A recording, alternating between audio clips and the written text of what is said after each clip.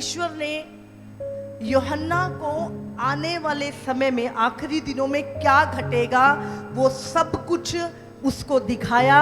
परमेश्वर का आत्मा उसको स्वर्ग में ले गया। हालेलुया। तो हम इसको पढ़ेंगे। तो आज हम सोचते हैं ये यूहन्ना का प्रकाशित वाक्य है, लेकिन अगर आप इसको पढ़ेंगे तो यीशु मसीह, बाइबल में लिखा है, वो नहीं चाहता कि उसके बच्चे अनजान रहें। वो कभी भी दुनिया में कुछ ऐसा नहीं करता जो हमें पता ना हो। वो हमें लिखा है, वो अपने पवित्र जनों के ऊपर अपनी आने वाली बातों को जब करता है तो प्रकट करता है पहले। हालेलुया। संसार के लिए वो नहीं हो सकती है, पर आपको पहले से पता होंगी कि ये चीजें होंगी पहले। हालेलुया। तो यहाँ पे लिखा है, एक पढ़ेंगे हम, यीशु मसीह का प्रकाशित वाक्य। हालेलुया। किसका प्रकाशित वाक्य किसने दिया? ये यीशु मसीह ने। किसके द्वारा? यूहन्ना को दिया। हालेलुया। जो उसे परमेश्वर ने इसलिए दिया कि अपने दासों को वे बातें जिनका शीघ्र होना अवश्य है दिखाए। और उसने अपने स्वर्गदूत को भेजकर उसके द्वारा अपने दास यूहन्ना को बताया, जिसने परमेश्वर के वचन और यीशु मसीह की गवाही, अर्थात जो कुछ उसने देखा था उसकी गवाही दी। आगे लिखा है, धन्य है वो जो इस भविष्यवाणी के वचन को पढ़ता है और जो सुनता है और इसकी लिखी हुई बातों को मानता है, क्योंकि समय निकट है। हालेलुया। किसी पुस्तक के विषय में ये नहीं लिखा गया कि इसको पढ़ने से आप धन्य हो जाओगे, लेकिन एक ही पुस्तक है प्रकाशित वाक्य, जिसको पढ़ने से ही आप धन्य हो जाते हो। हालेलुया। उसको पढ़ना ही एक ब्लेसिंग है आपके लिए। तो हम इसको देखते हैं। तो यहां पर हम आगे पढ़ेंगे। यूहन्ना की ओर से आसिया की 7 कलीसियाओं के नाम, जिसकी ओर से जो है, जो था और जो आने वाला है, और उन 7 आत्माओं की ओर से जो उसके सिंहासन के सामने हैं, और यीशु मसीह की ओर से जो विश्वास योग्य साक्षी और मरे हुओं में से जी उठने में वालों में पहलोटा और पृथ्वी के राजाओं का हाकिम है, तुम्हें अनुग्रह और शांति मिलती रहे।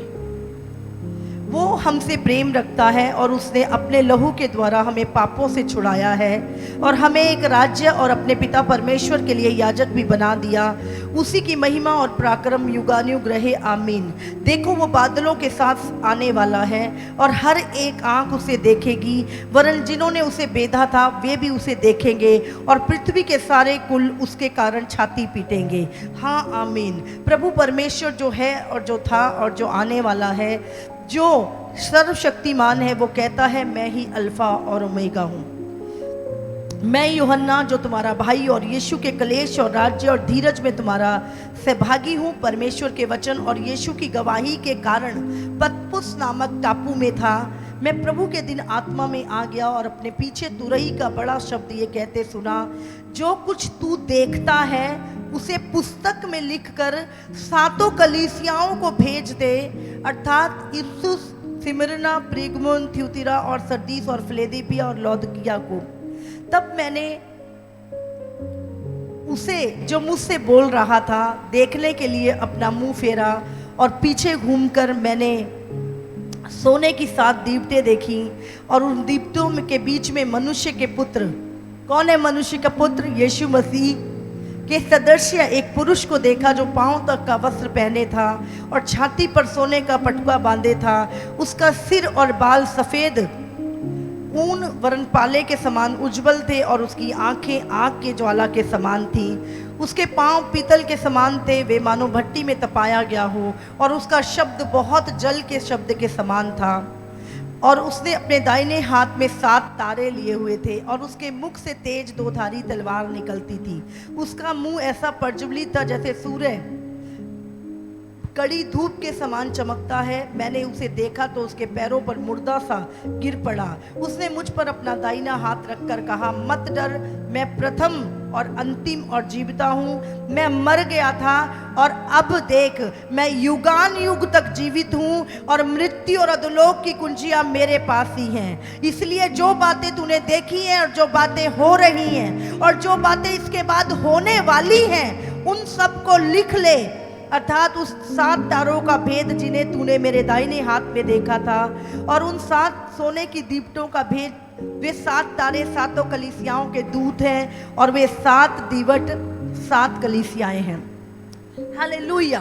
तो ये पहला जो अध्याय था, है ना, पहला अध्याय बाइबल में लिखा है, धरती के ऊपर आसमान के नीचे मनुष्य जाति को और कोई नाम नहीं दिया गया जिसके द्वारा इंसान मुक्ति पा सके, पापों की क्षमा पा सके, स्वर्ग पा सके। एक ही नाम है, प्रभु यीशु मसीह। और यहां पर हम देखते हैं परमेश्वर ने यूहन्ना को कहा कि तू जो कुछ देखता है, जो कुछ मैं तुझे दिखाने जा रहा हूं, उसको लिख के कलीसिया को दे दे, ताकि कलीसिया भी आने वाली बातों से अनजान ना रहे। हालेलुया। और हम यहां पर देखते हैं परमेश्वर के द्वारा जो भी भविष्यवाणियां करी गई थी वो सारी, उसमें से 70% से ज्यादा पूरी हो चुकी है। अब यीशु मसीह के आने की भविष्यवाणी उत्पत्ति से लेकर मलाकी तक की गई थी कि परमेश्वर का पुत्र आएगा, कुंवारी से पैदा होगा, है ना, क्रूस पे चढ़ाया जाएगा, उसके कोड़े मारे जाएंगे। भजन संहिता में लिखा है कि उसके वस्त्रों पे लोग चिट्ठी डालेंगे।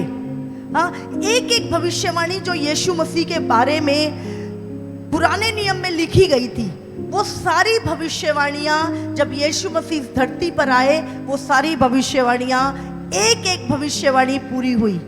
वो गधी के बच्चे पर बैठेगा, यरूशलेम में उसकी जय जयकार होगी, है ना। एक एक चीज जो कुछ भी उसके विषय में लिखा गया वो सब कुछ यीशु मसीह के पैदा होने के बाद वो पूरा हुआ।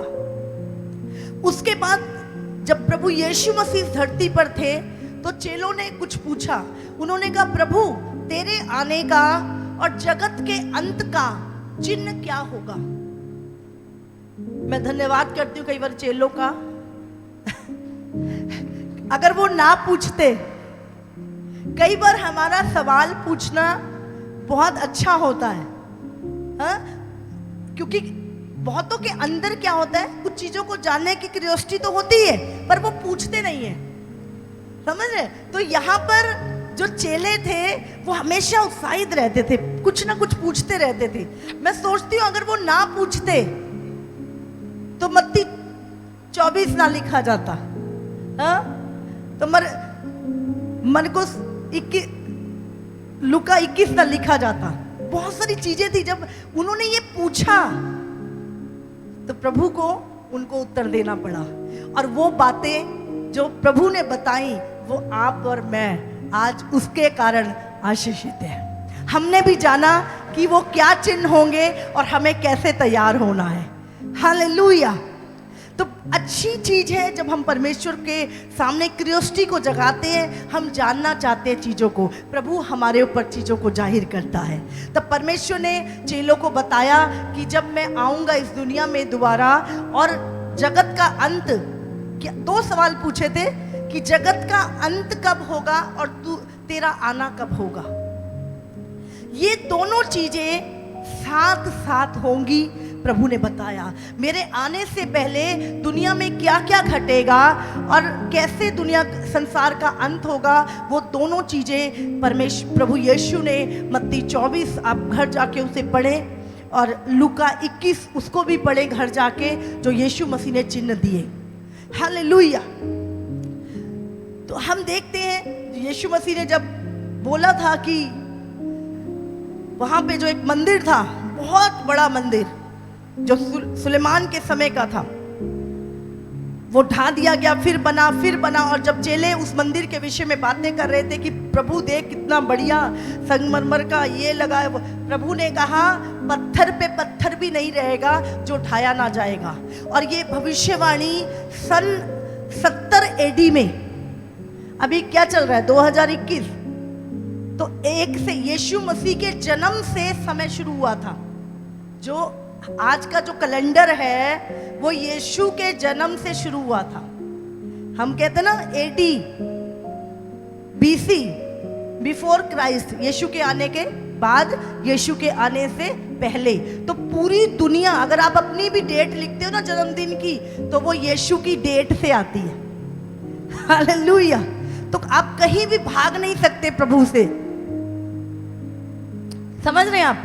तो 70 एडी में जो पहली, ये 2021 है, तो पहली 100वीं सदी, जो पहला 1 से 70 तक, तो यीशु मसीह जब आए थे तो 33 साल इस संसार में वो रहे, 33.5 साल। तो 70 एडी में वो भविष्यवाणी पूरी हुई थी। और बाइबल बताती है कि वो किसी राजा के द्वारा वो मंदिर क्या है, ढा दिया गया। और क्योंकि वो मंदिर में सोना लगा था, तो उन्होंने क्या किया, पत्थर भी कूट कूट के उसमें से सोना निकाला, जो यीशु ने कहा था कि पत्थर पे पत्थर भी नहीं रहेगा जो ढाया ना जाएगा। और वो भविष्यवाणी 70 एडी में पूरी हो चुकी है। हालेलुया। और उसके बाद जो भविष्यवाणियां कही गई वो भी पूरी हो चुकी है, और कुछ पूरी होने वाली है, और कुछ अभी चल रही है प्रेजेंट में। तो आज हम उन्हीं चीजों के विषय में हम सीखेंगे। देखो, पुराने समय के लोगों के लिए जो प्रकाशित वाक्य है वो है दानियल की किताब। समझ रहे? पुराना नियम में जो परमेश्वर ने 2000 अब के समय की जो भविष्यवाणी लिखी थी वो दानियल की पुस्तक थी। और जो कलीसिया के लिए, चर्च के लिए जो परमेश्वर ने आने वाली भविष्यवाणियों की पुस्तक थी वो है प्रकाशित वाक्य। हालेलुया। और जब आप इन दोनों को मिला के पढ़ते हैं तो वो सारी भविष्यवाणियां सेम एक्यूरेट बनती है। हालेलुया। तो कितनों को समझ में आ रहा आज? क्योंकि शैतान हमेशा से जो परमेश्वर की भविष्यवाणियां हैं वो चाहता ही नहीं कि वो पूरी हो।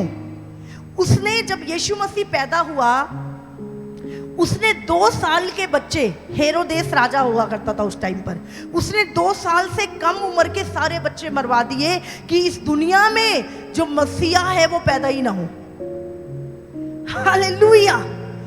क्योंकि जब लिखा है दूसरे देश से ज्योतिषी आए और उन्होंने कहा कि हमने देखा है कि यहूदियों का राजा वो मसीहा इस दुनिया में पैदा हो गया है, तो हेरोदेस को लगा कि मेरा राज्य छीन जाएगा, तो उसने सारे बच्चों को मरवा दिया था। समझ आ रही है आपको? क्योंकि खुदा ने ये भविष्यवाणियां लिखी हमारे लिए, लेकिन शैतान भी जानता है और वो कहीं ना कहीं चाहता है कि ये भविष्यवाणी पूरी ना हो। पर ये प्रभु ने लिखी है जिसका वचन कभी टल नहीं सकता। वो कहता है धरती और आकाश टल सकते हैं पर मेरा वचन बिना पूरा हुए कभी ना टलेगा। हालेलुया। समझ रहे हैं आप? तो वो भविष्यवाणियां तो पूरी होंगी पर शैतान उसे रोकने की कोशिश करता है। आप जानते कि कई बार शैतान ने यीशु को क्रूस पे बलि होने के लिए रोका। एक बार पतरस के द्वारा, ना प्रभु तू ना जाए क्रूस से। एक बार शैतान ने कहा दुनिया का सारा धन तुझे देता हूं, मुझे दंडवत कर।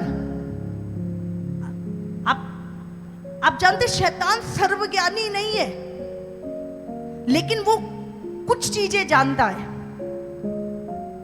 हो सकता है वो 80% जानता हो, पर वो 100% नहीं जानता प्रभु के प्लान को, वो किस रीति से पूरा होगा। हालेलुया। तो कितने को समझ में आ रहा है? तो शैतान कभी नहीं चाहता कि इस धरती पर परमेश्वर का राज्य आए, इसीलिए वो आज भी कलीसिया के खिलाफ कार्य करता रहता है। तो यहां पर हम देखते हैं, हमने यीशु मसीह का वो रूप, उस समय इजराइल में चर्च शुरू हुए। इंडिया में 12 चेलों में से एक चेला थोमा आया और वहां से चर्च शुरू हुए साउथ से, और यूनान में भी, मकदूनिया में बहुत सारी चर्च शुरू हुई, और इस तरह जो कलीसियाएं थी वो पूरी दुनिया में खुदा की जो खुशखबरी थी, जो उद्धार और मुक्ति का संदेश था, पूरी दुनिया में फैल गया। हालेलुया। क्योंकि ये काम किसी इंसान का नहीं था, नहीं तो बंद हो जाता, पूरे संसार में नहीं जाता ये काम। हमेशा लोग उस वचन के विरोध में रहे, खुदा के सारे दासों को काटा गया। पूरी बाइबल का एक एक अक्षर खून से लदा पड़ा है।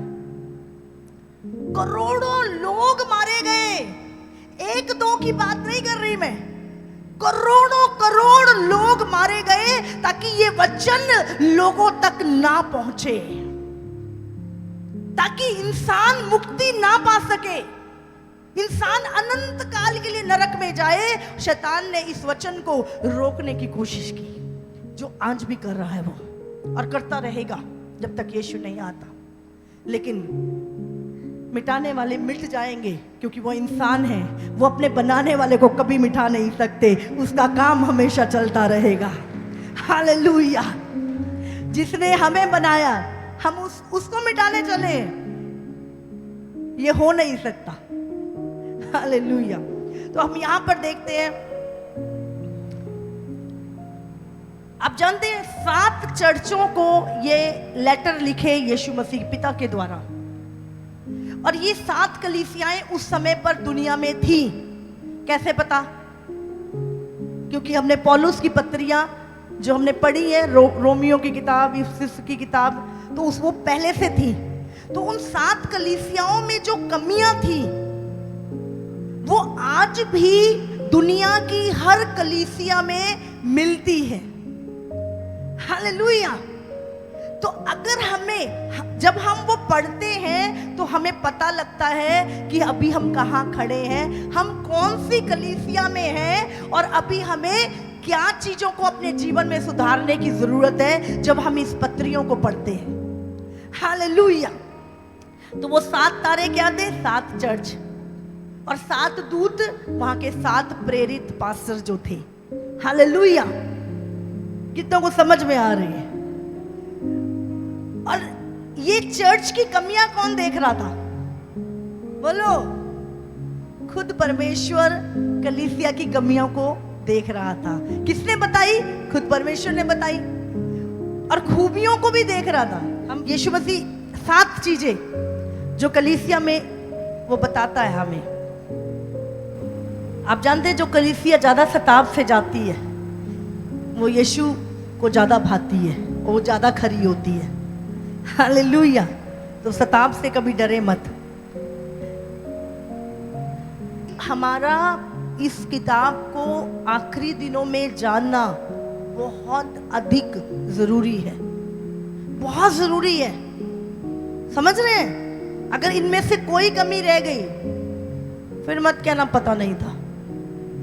तो यहाँ पे 7 चीजें जो प्रभु ने कलीसिया में हमें बताई। हम दूसरे चैप्टर में हम इन 7 कलीसियाओं को जो परमेश्वर ने पत्र लिखे उसके विषय में हम देखते हैं। तो जो पहली कलीसिया थी वो थी इफिसुस की कलीसिया। ये जो नाम है इफिसुस, पिरगमुन, स्मुरना, ये जगहों के नाम हैं। हम कहते हैं चंगेरा चर्च, सनौली चर्च, कहते कि नहीं? तो ये जो चर्च थी ये इफिसुस में थी। इफिसुस एक बहुत बड़ा बिजनेस हब था, बहुत बड़ा शहर था एक, जहां पर ये कलीसिया पाई जाती थी। स्मुरना भी एक जगह थी, और थियुतिरा, सरदीस, फिलाडेल्फिया, ये सारी जगहें थी, और इन जगहों के मीनिंग भी थे, और उस मीनिंग के से ही परमेश्वर बात करता उस कलीसिया से। तो सबसे पहले क्या लिखा है? इफिसुस की कलीसिया के दूत को ये लिख। ये कौन सी कलीसिया को पत्र लिखा जा रहा है परमेश्वर के द्वारा? यूहन्ना लिख रहा है, पर प्रभु बोल रहा है। कौन सी कलीसिया? इफिसुस की कलीसिया, है ना? जो, और यहां पर दूसरी चीज, यीशु अपने कैरेक्टर को भी बता रहा है, अपने चरित्र को बता रहा है इस चर्च को। जो 7 तारे उसके दाहिने हाथ में लिए हुए हैं और सोने की 7 दीपटों के बीच में फिरता है और कहता है कि, अब 2 में क्या लिखा है, उस कलीसिया के काम जो वो चर्च करती थी। लिखा है, मैं तेरे कामों और तेरे परिश्रम और तेरे धीरज को जानता हूं। आपको पता है, आप कई बार बहुत कष्ट सहते हो, आप चर्च आए हो पर आपके घर में बहुत कलेश हुआ है, तू क्यों चर्च जानी है, हाँ? आप विरोध सह के आए हो, पर आपके अंदर प्रभु के लिए एक भूख थी, नहीं जिन्ना मैनू कुट भी लेना फिर भी मैं जाना है प्रभु दे, मैनू शांति मिलती है उत्थे जाके, मैनू आनंद मिलता है, मैनू तसल्ली मिलती है प्रभु दी, मेरे अंदर भुख प्यास है। तुसी सताव सह के भी परमेश्वर की सेवा कर रहे हो, है ना, परमेश्वर के नेड़े आ रहे हो। प्रभु कहता, मैं तेरे परिश्रम नू, तेरे कम्मां नू और जेड़ा धीरज संयम तेरे अंदर है, मैं उसको जानता हूं। तू मेरे लिए क्या दुख उठा रहा है, और ये भी कि तू बुरे लोगों को देख नहीं सकता, तू बुरे नाल नहीं बैठता, बुरे नू देख भी नहीं सकता तू। प्रभु क्या बता रहा है, उस कलीसिया का करैक्टर, चरित्र, वहां के कामों के विषय में बता रहा है। और जो अपने आप को प्रेरित कहते हैं, हाँ, जेडे लोग कहते हैं असी बहुत सानू ज्ञान है, पर वो उन्होंने जेड़ा चरित्र है, जेडे गुण ने वो नहीं है उन्होंने अंदर। तो वो कहते कि जो अपने आप को प्रेरित कहते हैं और है नहीं, उनको परख के तूने झूठा पाया, तूने उन्होंने परख लिया, नहीं नहीं ये प्रभु का बंदा नहीं, ये गलत गल कर रहा है। तू धीरज धरता है, प्रभु क्या कर रहा है, तू धीरज धरता है मेरे लिए, और मेरे नाम के कारण दुख उठाते उठाते थका नहीं। तू मेरे लिए दुख सहता है और दुख उठाते उठाते थका नहीं है। समझ लो ये क्या है, उस कलीसिया की पहचान है। वो कलीसिया क्या है, सताव सहती है, दुख सहती है, धीरज धरती है ना। ये सारी चीजें वो झूठों के साथ नहीं, पखंडी नहीं है, वो सच्ची कलीसिया है। लेकिन फिर भी अब सबसे नंबर 1 वो कौन सी कलीसिया को संदेश दे रहा है, नंबर 2 यीशु का चरित्र वो कौन है वो बता रहा है, और नंबर 3 वो कलीसिया की पहचान उसके कामों के द्वारा। और जो चौथी चीज है वो है कलीसिया की कमी। हाँ, अब वो क्या कहता है, मैं जानता हूं तेरे सारे काम ठीक है, पर मुझे तेरे विरुद्ध एक बात कहनी है, और वो कौन सी है, इसलिए पर मुझे तेरे विरुद्ध मैं ये कहता हूं कि तूने अपना पहला सा प्रेम छोड़ दिया है। जो प्रेम तेरे अंदर पहला पहला था ना, वो तूने छोड़ दिया है। समझ रहे हैं आप? उसके बाद आज बहुत सारे लोगों ने अपना पहला प्रेम छोड़ दिया है। जब लोग मसीह में आते आते हैं ना, वो प्रभु से बहुत प्रेम करते हैं, बहुत समय देते हैं प्रभु को, प्रभु के लिए, प्रभु सब जान दे देंगे तेरे लिए। लेकिन धीरे धीरे क्या होता है, वो प्रभु के लिए करते तो सब कुछ है, पर उनका जो पहला लव होता है, पहला प्रेम होता है, जैसे जब एक किसी की शादी होती है, हाँ, तो पहले साल बड़ा एक दूसरे का ध्यान रखते हैं, बड़ा प्यार, बड़ा एक दूसरे को गिफ्ट देते हैं, चीजें लाते हैं ना, बहुत प्यार होता है। पर लेकिन धीरे धीरे धीरे क्या होता है, उस मैरिज में से जब उसको ध्यान नहीं तो वो कम होता जाता है। हाँ, फिर तो ऐसे ही प्रभु क्या कह रहा है, वो पहला प्यार, पहला लव तूने छोड़ दिया है। अभी सोचो, क्या प्रभु को हमारी कमियां नहीं बतानी चाहिए? बोलो बोलो बोलो, नहीं बतानी चाहिए? दाऊद ने एक पाप किया था, अगर प्रभु चाहता तो ना लिखता। किसने लिखवाया था वो? बोलो, मूसा से वो 5 किताबें किसने लिखाई थी? परमेश्वर ने। अब मूसा को क्या पता उत्पत्ति में कौन से दिन क्या बना था? किसने बताया था? परमेश्वर की आत्मा ने उसको बताया था। तो अब दाऊद ने जब पाप किया तो किसने बताया कि ये इसको लिखो? परमेश्वर ने। क्यों? प्रभु चाहता तो, प्रभु तो कहता था कि दाऊद मेरे मन का सा व्यक्ति है, दाऊद से मैं प्रेम करता हूं, दाऊद जैसा कोई है ही नहीं है। फिर दाऊद की कमी लिखने की क्या जरूरत पड़ी थी? दाऊद का पाप लिखने की क्या जरूरत पड़ी थी प्रभु को? नहीं, प्रभु हमें कभी भी एक कमी भी नहीं चाहता, वो हमें सिद्ध देखना चाहता है, परफेक्ट देखना चाहता है। फिर परमेश्वर क्या कहता है? अब प्रभु 5वीं चीज क्या कहता है? सुधारना। अपने आप को, उस कमी को सुधारना प्रभु की। उसके लिए क्या करना है? पश्चाताप। प्रभु मुझे माफ कर। हाँ प्रभु, तूने मुझे बताया, मैं भी महसूस करता था प्रभु मेरा वो पहला प्रेम। प्रभु मैं पश्चाताप करता हूँ, मुझे माफ कर परमेश्वर। मैं फिर से प्रभु खड़ा हूँ, फिर से प्रभु वही प्रेम करूंगा। समझ रहे हैं आप पश्चाताप क्या लिखा है? फिर प्रभु कहता है इसलिए याद कर कि तू कहां से गिरा। वो केड़ी गल सी जिदे नाल तू बुरा मन्निया, वो केड़ी गल सी जित्थों तू गिर गया। तू क्या बस ठीक है मैं चर्च तो जावांगा हुण, बाकी मैं वो चीज नहीं मेरे अंदर रहनी। मैं ठीक है प्रभु फर्ज तो पूरा करूंगा, पर वो प्रेम नहीं है। मैं बस, समझ रहे हैं आप? प्रभु कहते हैं याद कर क्या घटना घटी थी, किसके साथ तेरी बहस हुई थी, किसके कारण तेरा पहला प्रेम खत्म हो गया। कौन सी बात थी वो जिसने तेरे पहले प्रेम को खत्म कर दिया? याद कर उस बात को। तू कहां से गिरा, किस दिन के बाद तेरा पहला प्रेम खत्म होना शुरू किया? याद कर उस दिन को। और कहता है और मन फिरा, पश्चाताप कर और पहले के समान काम कर। पहले के समान प्यार के साथ, पहले प्रेम के साथ, आग के साथ तू मेरा काम कर। और तू, फिर परमेश्वर क्या करता है यहाँ पे? छठी चीज जो है वो चुनौती है। प्रभु चेतावनी देता है यहाँ पर, छठी चीज कलीसिया को, कि यदि तू मन ना फिराएगा तो मैं आकर तेरी दीवट को उसके स्थान से हटा दूंगा। और इससे बात कहता है जिसके कान हो वो सुन ले। आत्मा कलीसिया से क्या कहता है? कितनों के पास कान है? हाँ, पवित्र आत्मा पूछ रहा है। तो प्रभु कहता है जिसके कान हो वो सुन ले कि आत्मा कलीसियाओं से क्या कहता है। जो जय पाए, अब प्रभु क्या कहता है?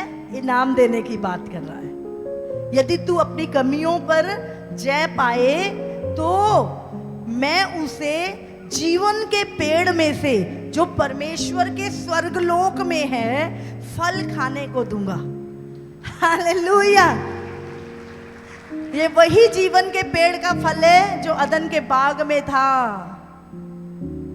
हाँ, हव्वा ने कौन सा खाया था? अच्छे और बुरे का। अगर वो जीवन का पेड़ का फल खा लेती तो कभी मरती ना। लेकिन प्रभु अब हमें कौन सा जीवन का फल देगा? जिसको खा के इंसान कभी भी मरेगा नहीं। प्रभु कहता मैं तुझे जीवन के पेड़ का फल खाने को दूंगा। हालेलुया। कितनों को समझ में आ रहे हैं? तो कलीसियाओं में जो पत्रियां हैं उसमें सबसे पहले कौन सी कलीसिया को चिट्ठी लिखी जा रही है? फिर उस कलीसिया के गुण क्या है, खूबियां क्या हैं? तीसरा उस कलीसिया नहीं, दूसरा है यीशु का चरित्र। यीशु कौन है वो बताता है अपने बारे में। और उसके बाद कलीसिया के कामों के विषय में। और चौथा कलीसिया की कमियां। और चौथा सुधार का कार्य। और छठा प्रभु चुनौती देता है कि अगर तू मन नहीं फिराएगा तो मैं ये कर दूंगा।